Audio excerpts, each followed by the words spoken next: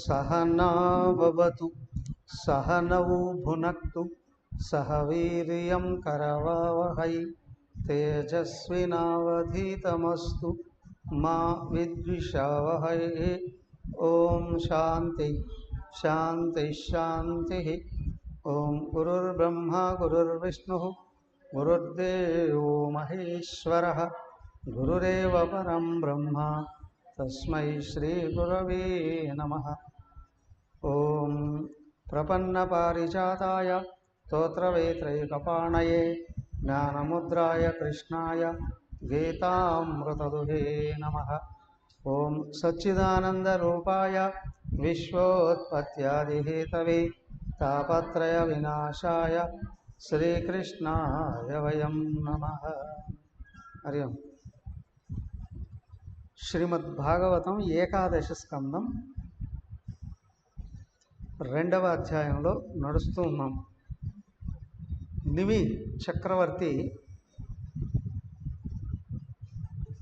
ఋషభదేవుని కుమారులలో ఋషులుగా మారినటువంటి 9 మందితో ఆయన రకరకాలైనటువంటి జీవితానికి అవసరమైన సందేహాలను అడుగుతున్నాడు. వాళ్ళు మునులు ఒక్కొక్కరు ఆయన అడిగినటువంటి కొన్ని సందేహాలకు జవాబులు ఇస్తూ ఉన్నారు. అందులో ఒక ప్రశ్న అయిపోయింది, 2వ ప్రశ్న అడుగుతూ ఉన్నాడు ఆయన. చూడండి 44వ శ్లోకం. అథవా రాజోవాచ అథ భాగవతం బ్రూత యద్ధర్మో యాదృశో నృణాం యదాచరతే యద్బ్రూతే ఏ లింగైర్భగవతి ప్రియః సర్వభూతేషు యః పశ్యేత్ భగవద్ భావమాత్మనః భూతాని భగవత్యాత్మన్యేష భాగవతోత్తమః.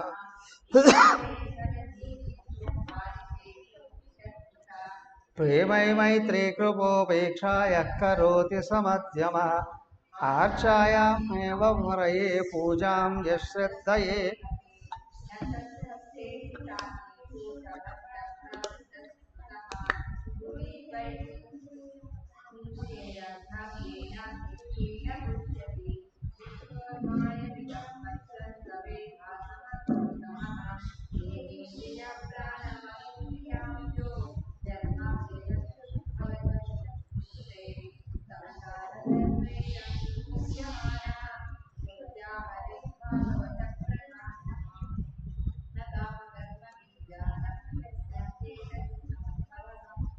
వాసుదేవైకనిలయః స వై భాగవతోత్తమః నయస్య జన్మ కర్మాభ్యాం నవర్ణాశ్రమజాతిభిః సజ్జతేస్మిన్హం భావో దేహే వై సహ హరేః ప్రియః. రాజు అడుగుతున్నాడు, నిమి చక్రవర్తి ఆ మహాత్ములను ఈ విధంగా అడుగుతున్నాడు. అథ భాగవతం బ్రూత యత్ ధర్మో యాదృశో నృణాం. అయ్యా, భగవంతుని శరణజొచ్చినటువంటి వాడినే భాగవతుడు అని అంటున్నాను కదా. ఆయన యొక్క ధర్మం ఏంటిది? ధర్మం అంటే దానం చేయడము, మంచిగా నడుచుకోవడం అని కాదు. విధి విధానం, విధులు, బాధ్యతలు ఏమిటి? అలాగే చాలా మంచి ప్రశ్నలు అడుగుతున్నాడు ఇక్కడ ఆయన. మానవుల మధ్య అతడు ఎట్లా చరిస్తాడు, ఎట్లా నడుచుకుంటాడు, జనాల్లోకి వస్తాయి, అతని స్వభావం ఎలా ఉంటుంది, అలాగే అతను ఏ విధంగా మాట్లాడతాడు, అంటే జ్ఞానేంద్రియాలతో వ్యవహరిస్తాడు, ఈ లక్షణాల వల్ల అతడు భగవంతుడికి ఇష్టడవుతాడు మొదలైనటువంటి విషయాలన్నీ దయతో నాకు బోధించాడయ్యా. ఇది కరెక్ట్గా అర్జునుడు భగవంతుడు శ్రీకృష్ణుడిని అడుగుతాడు 2వ అధ్యాయం చివరిలో. స్థితప్రజ్ఞ లక్షణం. స్థితప్రజ్ఞస్య కా భాష సమాధిస్థస్య కేశవ స్థితదీ కిం ప్రభాషేత కిమాసీత వ్రతే రచేత కిం. సేమ్ అదే ఇక్కడ. అత భాగవతం బ్రూత ఎత్తు ధర్మ యాదృశ నృణాం యథాచరతి ఎత్త బ్రూతే యైహి లింగై భగవతి ప్రియ. కరెక్ట్గా అదే విషయం. అంటే స్థితప్రజ్ఞుడైన వాడు భగవంతుడిని ఆశ్రయించాడు అని అంటే కష్టాలు రావు అని కాదు, ఏదొచ్చినా లోపల చలించడు. రెండోది దేన్ని వదిలిపెట్టడు. చేసిన ప్రతి ఒక్కటి తన జీవితాన్ని ఉన్నత స్థితికి తీసుకుని వెళ్ళేటట్లుగానే వ్యవహరిస్తాడు కదా. అయితే అలాంటి ఆయన ధర్మం ఏంటి, ఆయన బాధ్యత ఏంటి, ఆయన కర్మేంద్రియాలతో ఎలా వ్యవహరిస్తాడు, జ్ఞానేంద్రియాలతో ప్రపంచాన్ని ఏ విధంగా స్వీకరిస్తాడు, అతని లక్షణాలు ఏంటి, అతను దేనికోసం పనిచేస్తాడు, ఈ విషయాలన్నిటి నాకు కూలంకషంగా తెలియపరచవయ్యా. ఈ 9 మందిలో ఇప్పుడు ఆయన హరి అనే ఆయన ఒక యోగి, ఆయన ఈ విధంగా చెప్తున్నాడు. సర్వభూతేషు యః పశ్యేత్ భగవత్ భావమాత్మన. మొట్టమొదటిది భక్తుడి యొక్క లక్షణం ఏమిటయ్యా అనంటే పగలంతా పాపాలు చేసి రాత్రి వెళ్ళిపోయి దేవుడికి అప్పచెప్పేవాడు కాదు భక్తుడు అంటే. భక్తుడు అంటే మొట్టమొదట అందరినీ భగవత్ స్వరూపులుగా చూడాలి, సర్వజీవరాశులని భగవత్ స్వరూపంగా చూడాలి. భూతాని భగవతి ఆత్మని ఏష భాగవతోత్తమ. అదేకాదు అందరినీ భగవంతుడిలో చూస్తాడు, అందరిలో తనని చూసుకుంటాడు. సర్వభూతేషు చ ఆత్మానం సర్వభూతాని చ ఆత్మని ఈక్షతే యోగయుక్తాత్మ సర్వత్ర సమదర్శన అన్నాడు. అవునా?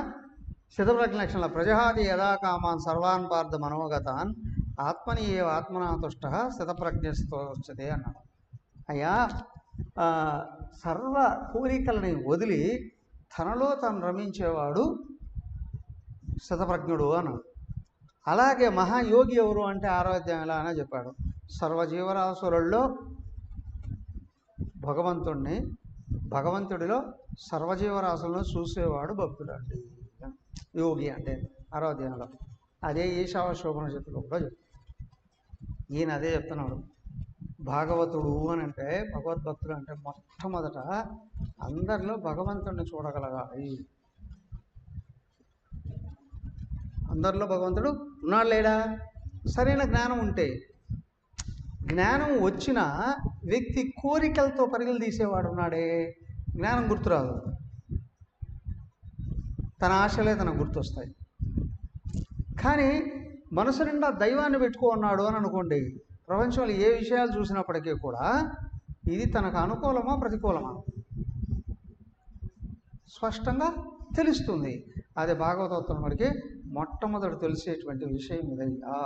తర్వాత ఈశ్వరే తద్ అధీనేషు బాలిషేషు దిశస్సు చ ప్రేమ మైత్రీ కృపోపేక్ష యః కరోతి సమధ్యమ. ఉత్తముడెవడయ్యా అంటే అందరిలో భగవంతుడిని చూసుకుంటూ నడుచుకునేవాడు. మరి రెండో స్థాయి వాడు ఎవడయ్యా?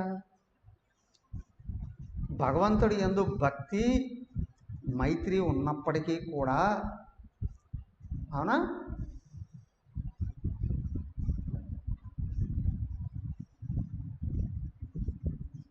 జనులలో ఉన్నటువంటి కష్టాలు సుఖాలు బాధలు సమస్యలు ఏమి పట్టించుకోకుండా దరదరదర వెళ్ళిపోయేవాడు.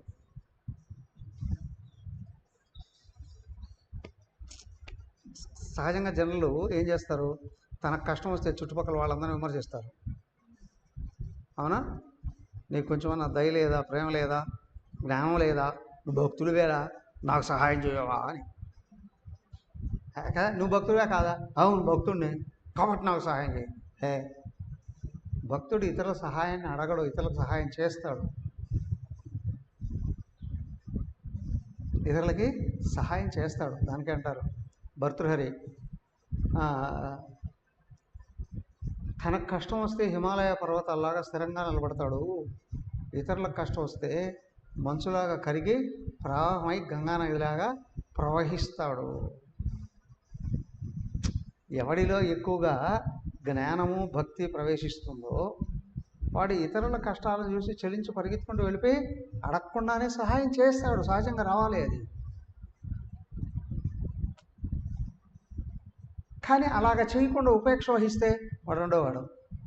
వీడు దేవుడికి పూజలు చేస్తాడు, యజ్ఞాలు చేస్తాడు, యాగాలు చేస్తాడు, అన్నీ చేస్తాడు. కానీ ఎవడైనా ఎదురైతే కష్టంగా ఉన్న కనిపిస్తే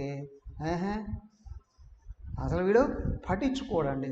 మరి మూడో రకమైన వాడు ఉన్నాడు ఇంకా, ఆర్చాయామేవ హరయే పూజామ్యహ శ్రద్ధయే హతే నా తద్భక్తేషు చాన్యేషు స భక్త ప్రాకృత స్మృహ. మూడో వాడు ఉన్నాడు, ఇంకా భయంకరమైన వాడు. వీడు పూజలు చేస్తాడు, అవునా? అదే అంటున్నాడు భగవంతుని అర్చామూర్తికి శ్రద్ధగా పూజ చేస్తాడు.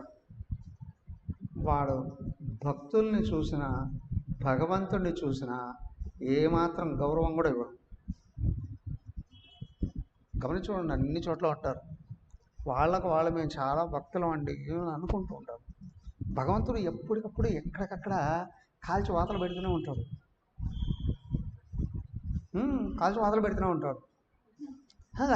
కానీ అది పట్టించుకోరు. ఏంటి అని అంటే, ఏమయ్యా భగవంతుడు నేరుగా నీ దగ్గరికి వస్తాడా?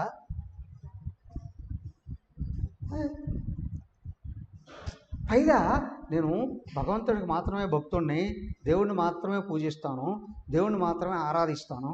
సరే సరే పెద్ద చెప్పొచ్చావు, కానీ దేవుడు నేరుగా నీ దగ్గరికి వస్తాడా? ఎవడయ్యా దేవుడు? ఎవరు దేవుడు? నీలో అల్పగుణాలు వెళ్ళిపోతే నువ్వు దేవుడివే. అల్పగుణాలు పోయాయా ఉన్న దేవుడే కదా. నీ అల్పగుణాలను పోగొట్టుకోకుండా రక్షించుకుంటూ నేను దైవత్వాన్ని పొందుతాను అని అన్నా, పొందాలి అనన్నా, అది ఎప్పటికీ కుదరదు. సో కాబట్టి నువ్వు ఎంత నిష్టగా దేవుడికి పూజలు చేసినా, చెప్తూ ఉంటారు కదా, రకరకాల పువ్వులు తెచ్చావు, రకరకాల నైవేద్యాలు పెట్టావు, రకరకాల పళ్ళు సమర్పించావు, నువ్వు అనేక రకాల దీక్షలు వేసావు, ఎగిరి గంతులు వేసి ఏం చేసినా నీలో కానీ భగవద్భక్తుల యందు కానీ గౌరవం రాకపోతే అర్చాయామేవ హరయే పూజామ్యహ శ్రద్ధయే హతే నా తత్ భక్తేషు చ అన్యేషు చ భక్త ప్రాకృత స్మృహ.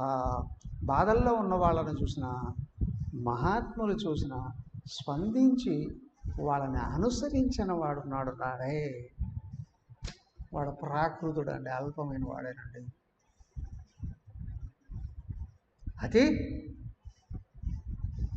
సామాన్యమైన వ్యక్తితో సమానమైనది. వాడికి ఏ భక్తి లేదు, ఏమీ రాదు. గృహీత్వాపి ఇంద్రియర్తాన్ యో నద్వేష్టన హృష్యతి విష్ణుర్మాయామిదం పశ్యన్ సవై భాగవతోత్తమ. మళ్ళీ చెప్తున్నాడు, మొదటి రకం వాడున్నాడే, అక్కడ ఒక లక్షణం చెప్పారు చూడండి.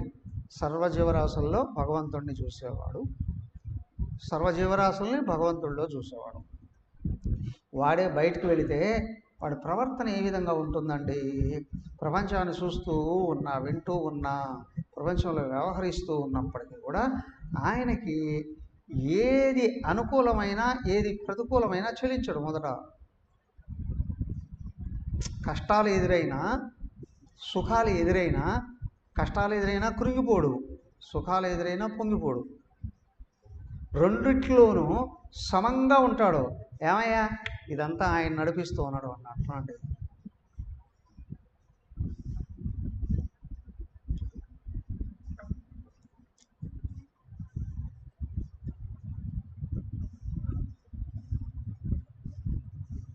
రెండింటినీ సమానంగా చూస్తాడండి. రెండిట్లో చలించి పతనం కాడండి. అనుకున్నది జరిగింది అని విరవీగితే చేయకుండా అటు చేసి పతనం అయిపోతాడు. కష్టాలు వచ్చినప్పుడు కురిగిపోతే చేయవలసింది చెయ్యలేకపోతాడు. ఈ రెండు విషయాలలో సమంగా ఉంటాడు, జాగ్రత్తగా ఉంటాడు. పైగా ఏంటంటే ఇదంతా ఆయన చేత నడపబడుతూ ఉన్నటువంటిది. దేహ ఇంద్రియ ప్రాణ మనోధియాం యహ జన్మ అపి అక్షుత్ భయ తర్ష కక్షిరై. అంతేకాదు ఈ దేహానికి సంబంధించినటువంటి జనన మరణాలైనా, ప్రాణాలకు సంబంధించిన ఆకలి దప్పులైనా, మనస్సుకు సంబంధించినటువంటి సుఖదుఖాలు, భయాభయాలైన, బుద్ధికి కలిగేటువంటి అదిగో లోపల జయాపజయాలు, మానవమానాలు, ఇలాంటి ద్వంద్వాలు ఏది ఎదురైనప్పటికీ కూడా ఉత్తమ భక్తుడైనటువంటి వాడు ఉన్నాడే భగవంతుని ఎక్కువగా స్మరిస్తాడు. జనరల్గా మామూలుగా ఏదో పూజలు చేస్తున్నారు, ఎందుకు మతం మారిపోతారు అని అంటే భగవంతుని గురించి తెలియక. పైగా వాళ్ళు వచ్చి మీకు అది ఇస్తాం ఇది ఇస్తాం ఇది ఇస్తాం ఇస్తాం అనేటప్పటికీ ఊరికే వస్తున్నాయి కదా అని పక్కదారి పడతారు. వాళ్ళు చూడండి, వాళ్ళ ఉపన్యాసాలు వింటూ ఉంటే చూడండి, మాకు దశమ భాగం ఇవ్వకపోతే శాపాలు పెట్టేస్తున్నాను, బూతులు తిట్టేస్తున్నాను. అంటే నువ్వు 10 రూపాయలు సంపాదిస్తే 1 రూపాయి నాకు ఇచ్చేయాలి. ఆ పాస్టర్లు ఉంటారు కదా, వీళ్ళు 10 రూపాయలు సంపాదిస్తే వాళ్ళు 1 రూపాయి నుండి 3 రూపాయలు వాళ్ళకి ఇచ్చేయాలి. నువ్వు కానీ 10 లక్షలు సంపాదిస్తే 3 లక్షలు వాళ్ళకి ఇచ్చేయాలి. నువ్వు 10 కోట్లు సంపాదిస్తే 3 కోట్లు వాళ్ళకి ఇచ్చేయాలి. ఏంటి వచ్చి బెదిరించడం కూడా ఏమయ్యా. ఇదిగో నిజమైన భగవద్భక్తుడు ఉన్నాడే, నిత్యం నిరంతరం సర్వే జనా సుఖినో భవంతు అంటాడు. మీరందరూ సుఖంగా ఉండడమే నేను కోరుకునేది. నాకేం కావాలి? ఏమయ్యా నేనేం చెప్తున్నాను, మనిషి జీవించడానికి కావాల్సింది ప్రారంభంలో ఉందయ్యా, అది పోషిస్తుంది. మరి మనిషి ఏం చేయాలండి? అర్ధకామాల విషయంలో ధర్మంగా నడుచుకుంటూ మోక్షానికి మార్గం ఏర్పాటు చేసుకోగలగాలి. దానివల్ల నీకు అందరిలో భగవంతుడు గోచరిస్తాడు, నువ్వు భగవంతుడికి దగ్గర అవుతావు. అవునా? నీకు అవసరమైంది ప్రారంభం ఇస్తుంది, నువ్వు ధరించడానికి మాత్రం మార్గాన్ని ఏర్పాటు చేసుకొని నడుచుకోగలగాలి అని కదా. అలాగా చెప్తూ ఉండేటువంటి వాడు ప్రపంచంలో ఎవరిని ఏది ఆశ్రయించడు. ఎప్పుడు ఎక్కడ ఏం చేస్తూ ఉన్నప్పటికీ కూడా నువ్వు దైవ మార్గంలో నడువు, దేవుడు ఆయన పెట్టిన నియమాలు గురించి తెలుసుకో, చక్కగా ఆయనకు అనుకూలంగా నడుచుకో అని చెప్తాడు. ఉత్తముడైనటువంటి వాడు ఇలాగా నడుచుకుంటాడయ్యా. సంసారంలో ఉన్నప్పటికీ కూడా కుంగిపోడు. ఆయన ఎవరు? భక్త తుకారం. భక్త తుకారం భక్త తుకారం తెలుసు కదా. వాళ్ళ ఆవిడ ఏదో మొక్కు ఉందంట, పండరనాథుడికి భక్ష్యాలు తయారు చేసి నైవేద్యం ఇద్దాము అని. ఏమైంది, అవన్నీ తయారు చేసి అక్కడ పెట్టేస్తున్నా, అది లోపలికి వెళ్ళి ఫ్రెషప్ అయి వద్దాం అనుకున్నప్పుడు ఈ లోపల కుక్క దూరే పట్టుకున్నాడు. ఆమె అనుకుంది, ఇంకేం దేవుడురా బాబు, అవునా అవునా నేను దేవుడికి ఇంకేం ఇవ్వలేదు, దేవుడికి అనుగ్రహం నాకు రాదు అని అనుకున్నాను. కానీ అప్పుడే తుకారం, భక్త తుకారం బయట నుంచి చూస్తున్నాడట. ఆయన కుక్క భక్ష్యం పట్టుకొని వెళ్ళిపోతూ ఉంటే ఆయన నెయ్యి గిన్నె పట్టుకొని వెంట పడిగిస్తాడట. నెయ్యి గిన్నె పాండురంగా, అవునా, ఇదిగో ఒట్టి భక్ష్యం తింటే గొంతు పట్టుకుంటుంది, నెయ్యి వేసుకో అని నెయ్యి పాత్ర పట్టుకొని దాని వెంట పట్టాడట. ఆమె చూసిందట, ఇట్లాంటి బూతులు తిట్టేసింది. పనికిమాలిన వాడు, చాతగాని వాడు, ఎట్లాంటి అమాయకుడు, వీణెట చేసుకున్నాను రా నేను. అవునా, ఆయనకు కుక్కలో కూడా పండరనాథుడు కనిపిస్తున్నాడు. అందుకే నేరుగా నారాయణ భగవానుడే గరుత్మంతుడు పంపించాడు పల్లకీలో తీసుకురామని చెప్పి. అవునా, ఆయన రైటా రాంగా కదా. మరి ఈమెమనుకుంది, పనికిమాలినోడు అని అనుకుంది. ఆమెమైంది, చివరి క్షణంలో కూడా ఆ పల్లకి మీద కూర్చొని మళ్ళీ దిగిపోయింది. ఆయన కనిపించిందట కల్లో, రాత్రి ఉదయం అర్లీ మార్నింగ్ 4 గంటల కల్లో కనిపించిందట. ఆ నారాయణమూర్తి మాట్లాడుతున్నాడు, అక్కడ గరుత్మంతుడిని ఇచ్చి నువ్వు వెళ్ళి అక్కడికి వెళ్ళి ఆయన తీసుకురాపో అని. ఎవరిని?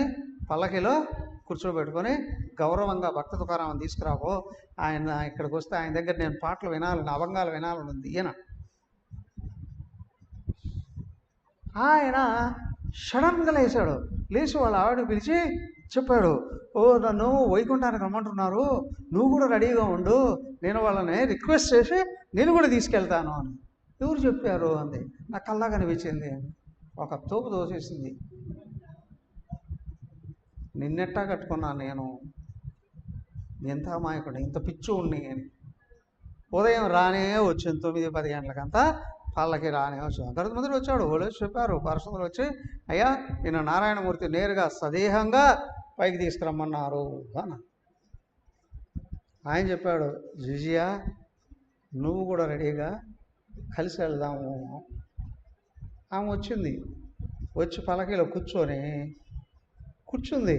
కూర్చొని మళ్ళీ ఏది అన్నం పొయ్యి మీద ఉంది దించేసి వస్తాను. ఆయన చేయబడుకొని బతిమాలుకున్నాడు, ఉండలేదు.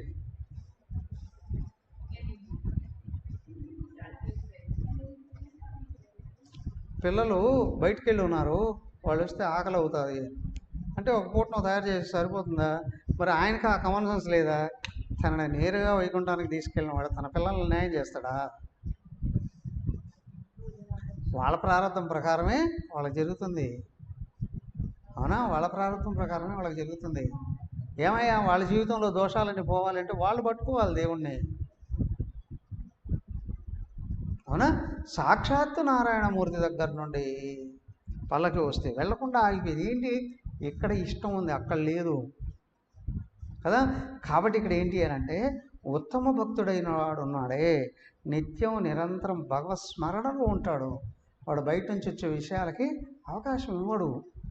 నారద భక్తి సూత్రాల్లో చెప్తారు, అద్భుతంగా చెప్తారు. అక్కడ కొద్దిసేపు దైవం నుండి దృష్టిగా ప్రపంచ వ్యవహారాల్లోకి వచ్చి వీటిని కూడా చేసి లోపల ఆవేదన కలుగుతుందండి, ఆరాటం కలుగుతుంది. ఏంటి ఇది? మళ్ళీ గుర్తు చేసుకుంటే తోసాడు పారేస్తాడు. లోపల ఆలోచన, ప్రాపంచికమైన ఆలోచనల్ని తోసేస్తాడు. ఎక్కడికి అడిగాడుగా ఆయన లక్షణాలు ఏంటి, జ్ఞానేంద్రియాలతో ఎట్లా వ్యవహరిస్తాడు, కర్మేంద్రియాలతో ఎట్లా వ్యవహరిస్తాడు, మనస్సుతో ఎలాగా స్వీకరిస్తాడు, అన్నిటినీ ఆయన యొక్క అనుగ్రహంగానే భావిస్తాడు. చూడండి, నా కామకర్మ బీజానాం యస్య చేతసి సంభవ వాసుదేవైక నిలయ సవై భాగవతోత్తమ. అయ్యా అంతేకాదు, ఎవడి మనస్సులో ప్రపంచంలో ఏదో అనుభవించాలి అని కానీ, ఇంకా ఏదో చేసి గొప్పతనాన్ని పొందాలి అని కానీ ఆలోచనలే లేవు. అవునా? అలాంటివి ఆలోచనలు లేవు. ఎవరి మనసు పూర్తి శ్రద్ధతో భగవంతుని హృదయంలో పెట్టుకొని నిరంతరం ఆయన స్మరణలో ఉందో వాడు ఉత్తమమైనటువంటి భక్తుడు. నయస్య జన్మకర్మాభ్యాం న వర్ణాశ్రమ జాతిభి సత్యతే అస్మిన్ అహంభావో దేహ ఏవ సహ రే ప్రియ. అంతేకాదు ఇంకొక విషయం, సన్యాసం తీసుకున్న వాళ్ళల్లో కూడా కొంతమంది పిలక అదేది జద్యం యజ్ఞోపేతం ధరించే ఉంటారు. సన్యాసం తీసుకుంటారా? మొట్టమొదటి చేసే సన్యాసం తీసుకున్నప్పుడు ఏంటంటే యజ్ఞోపేతం కట్ చేసి తీసేస్తారు, ఆ పిలక తీసేస్తారు. ఇప్పుడు వర్ణ ఆశ్రమాలకు అతీతుడు వీని సాక్షాత్ భగవత్స్వరూపుడు అని. కానీ కొంతమందికి జాడ్యం ఏది ఉంటుంది అంటే నేను బ్రాహ్మణుడిని అని. అంటే సన్యాసి కాదనేగా, సన్యాసి అంటే సాక్షాత్ భగవంతుడు అని. అవునా? నీకు ఇంకా దేహాభిమానం ఉంది అని అంటే దేహం బ్రాహ్మణులలో పుట్టిందా? అవునా? క్షత్రియుల్లో పుట్టిందా? వైశ్యుల్లో పుట్టిందా? ఇంకెవరిలోనైనా పుట్టిందా? అది గుర్తుంది అని అంటే నువ్వు ఆత్మ అనే గుర్తు లేదనేగా. ఇక్కడ గుణకర్మ విభాగశ అన్నారు. లోపల ఉన్న గుణాలను బట్టి వాళ్ళ కర్మలు ఏర్పాటు చేశాడు. ఆ గుణాలను కరిగించుకొని వాడు కూడా భగవంతుడే అని తెలుసుకోవడానికే వర్ణాశ్రమ. సన్యాసి అయిన వాడు సమ్యజ్ఞాసి, దేహ మనోబుద్ధుల ధర్మాలని దాటి ఆత్మను గుర్తుంచుకున్నట్టు. నువ్వు సన్యాసం తీసుకున్న తర్వాత కూడా యజ్ఞోపవేతం ధరించి పిలక పెట్టుకొని నాది ఫలానా గోత్రం ఫలానా వంశం చెప్పుకుంటున్నాడు అంటే సన్యాసి కాదు, సన్యాసి కాదు. సో కాబట్టి ఇక్కడ ఏంటి అంటే భగవద్భక్తుడు వాడు ఎక్కడ పుట్టినప్పటికీ కూడా దేహాత్మ భావాన్ని ఉంచుకోడు, అది తీసేస్తాడు. ఎందుకు అంటే అందరూ సాక్షాత్తు పరమాత్మ స్వరూపులే, సర్వజీవరాశులు పరమాత్మయే అయి ఉన్నారు. ఇక్కడ ఆయనకంటే అన్యంగా ఏది లేదు. ఆయన చెప్తాడు పూజలు చేస్తున్నాం అలా చేస్తున్నాం, భగవంతుడు అనంతుడు సర్వవ్యాపకుడు సర్వాంతరం ఆయన చెప్తూ కూడా మళ్ళీ వచ్చి మనుషులలోకి జీవరాశుల్లోకి భేదభావాలతో చూస్తున్నాడు రా అంటే వాడు చెప్పేదానికి వాడు ఆశ్రయించేదానికి సంబంధం లేదు. సో ఎవరయ్యా భగవంతుడు? అందరిలో ఉన్నవాడు. చూడండి, నయస్య స్వః పర ఇతి విత్తేష్వాత్మని వావిద సర్వభూత సమశాంత సవై భాగవతోత్తమః త్రిభువన విభవ హేతవేప్యకుంఠ స్మృతిరజితాత్మసురాధిభిః వివృత్యాం న చలతి భగవత్పాదారవిందాత్ లవ నిమిషార్ధమపి యః స వైష్ణవాగ్ర్యః భగవత ఉరు విక్రమాగ్రిశాఖ నఖమణి చంద్రికయా నిరస్తతాపి హృది కథముపసీదతాం పునః ప్రభవతి చంద్ర ఇవోదితేర్కతాపహం విసృజతి హృదయం నయస్య సాక్షాత్ హరిరవశాభిహితోప్యఘౌగనాశ ప్రణయరశనయా ధృతాంగ్రి పద్మః సభవతి భాగవత ప్రధాన ఉక్తః. ఇది శ్రీమద్భాగవతే మహాపురాణే పరమహంస్యాం సంహితాయాం ఏకాదశ స్కందే ద్వితీయోధ్యాయः ఆధాం తృతీయోధ్యాయः. రాజోవాచ పరస్య విష్ణోరీరశీషస్య మాయినామపి మోహినాం మాయాం వేదితుమిచ్ఛామో భగవంతో బ్రువంతు నః. ఓకే, యస్య నా స్వపర ఇది విత్తేషు ఆత్మనివాభిద. ఎవరిలో ఇది నాది, ఇది ఇతరులది, వీళ్ళు నా వాళ్ళు, వీళ్ళు ఇతరులు అనే భావం మనసులో జయించబడి ఉందో, సర్వభూత సమః అందరూ భగవత్స్వరూపులను గుర్తిస్తూ ఉన్నాడో, అలా గుర్తించడం వలన ప్రశాంతంగా ఉండగలుగుతున్నాడో, సవై భాగవతోత్తమః అతడు భగవద్భక్తుడు అని అంటే అవునా? అంటే లోపల ఉన్న ఆత్మను గుర్తుంచుకుంటే అందరిలో ఉన్నది అంతా అయ్యున్నది ఆయనే. దేహాలు ఆయనే, పంచభూతాలు ఆయనే, అందరిలో ఉన్న ఆత్మ ఆయనే. అవునా? రెండోది, అది గుర్తున్నప్పుడు బాహ్య అల్పమైన భూమిలో పుట్టినటువంటి వస్తువుల మీద దృష్టి ఎట్లుంటుంది? అది ఇంకా అల్పంగా భావిస్తాడు. ఫర్ ఎగ్జాంపుల్, ఒక చేతిలో 100, ఇంకొక చేతిలో 1 కోటి రూపాయలు చదవబట్టుకొని చుక్కు ఏది కావాలి అని అంటే ఏది తీసుకుంటాడు ఎవరైనా? అవునా కదా? అనంతమైన భగవంతుని పొందే అవకాశం ఉందయ్యా అంటే దాన్ని వదిలేసి పైసలు లెక్క పెట్టుకుంటే ఎవడు వెళ్తాడు కదా? ఏమయ్యా, అలాగా నిజంగా భక్తి జ్ఞానాలు ఉన్నవాడు ఉన్నాడే, అందరిలో భగవంతుడినే చూస్తాడు, ప్రశాంతంగా ఉంటాడు. త్రిభువన విభవ హేతవేవి అకుంఠ స్మృతి అజితాత్మ సురాదిభి వివృజ్యాత. అయ్యా అంతేకాదు, ఎవరికి మనసు వశములో లేదు వాళ్ళ దేవతలైనా సరే ఏం చేయలేరు. కానీ ఎవరు మనసు భగవంతుడికి వశమై ఉందో వాళ్ళు ఎక్కడున్నా వాళ్ళ దేవతలతో సమానమైన వాళ్ళే. మనసు వశంలో ఉంది అంటే అందరి క్షేమాన్నే కోరతారు. ఎందుకు? అందరిలో ఉన్నది ఆయనే కాబట్టి. అయినా అతను ఏమి మాట్లాడినా అది వరాలుగా మారిపోతాయి, ఇతరులకి ఆశీర్వాదాలుగా మారిపోతాయి. తను అడిగాడు అక్కడ,